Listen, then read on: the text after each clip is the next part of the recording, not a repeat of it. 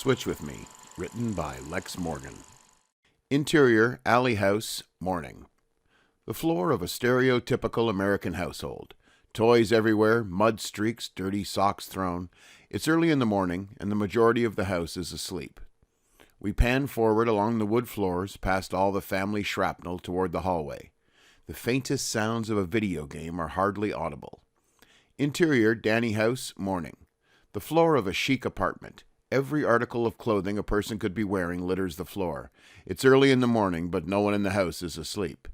We pan forward along the wood floors, past underwear and unbuttoned pants toward the hallway. The faintest sounds of moaning are hardly audible. Interior, alley house, morning. We get closer, the door where the sounds are coming from now in our sights. A faint glowing light appears in the crack under the door, the video game louder. Interior, Danny house, morning. We get closer, the door where the sounds are coming from now in our sights. The moans are louder. Interior, alley house, morning. Even closer now, we are right on top of the door. We stop, the sounds of a vicious video game just beyond. Interior, Danny house, morning. Even closer now, we are right on top of the door. We stop, the sounds of the moans just beyond. Interior, alley house, morning. We turn slightly to the end of the hall, another door coming into view. Interior, alley house, bedroom, morning. An alarm clock on the nightstand flicks to 6 a.m. It beeps annoyingly, and a thin arm reaches out and taps around the clock till it stops beeping. When they succeed, their arm falls onto the nightstand to sleep once more. Interior, Danny house, bedroom, morning. The moans are loud now, right in our ears. An alarm clock on the nightstand flicks to 6 a.m. but does not go off. An arm shoots out and grips the edge of the nightstand for stability. The moans get higher. Interior, alley house, bedroom, morning. View above the bed. A man and woman, both 40s, lay in the king, as far apart as they can muster from each other. This is Allie and Michael. Interior, Danny house, bedroom, morning.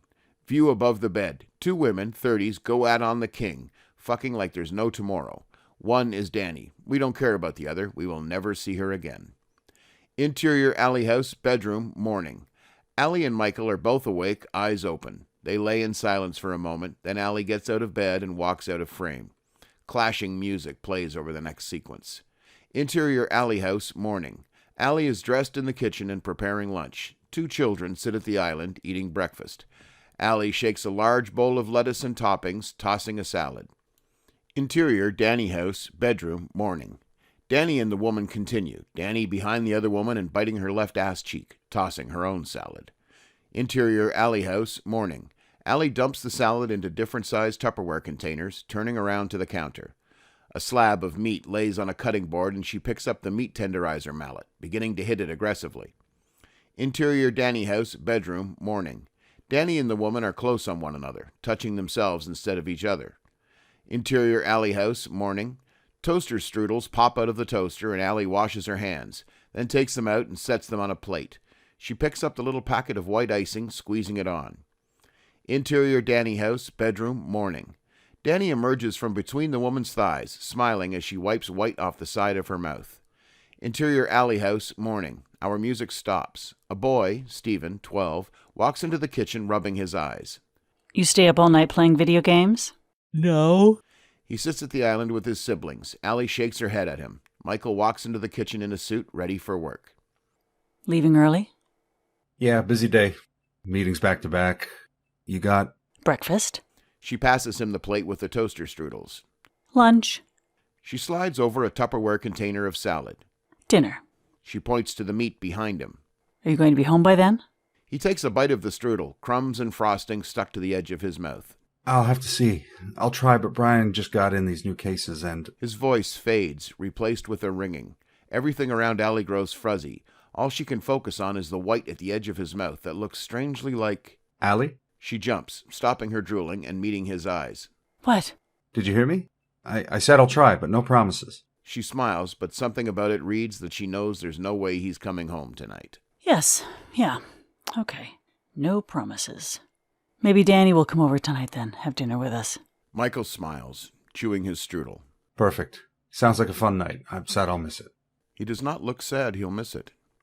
He grabs the Tupperware and his other strudel, then leans forward and kisses her on the corner of the mouth.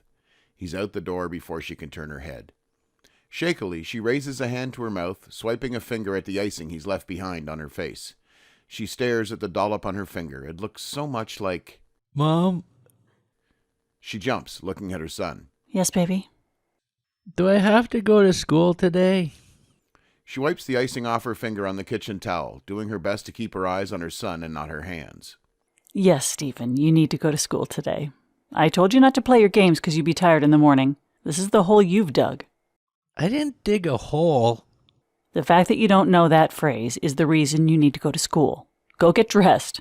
All of you. The bus will be here in 10. Her children all slide off their stools and down the hall, Stephen stumbling behind. Allie takes in her kitchen, the pile of dishes, the sippy cups, the crumbs. She hangs her head, exhausted.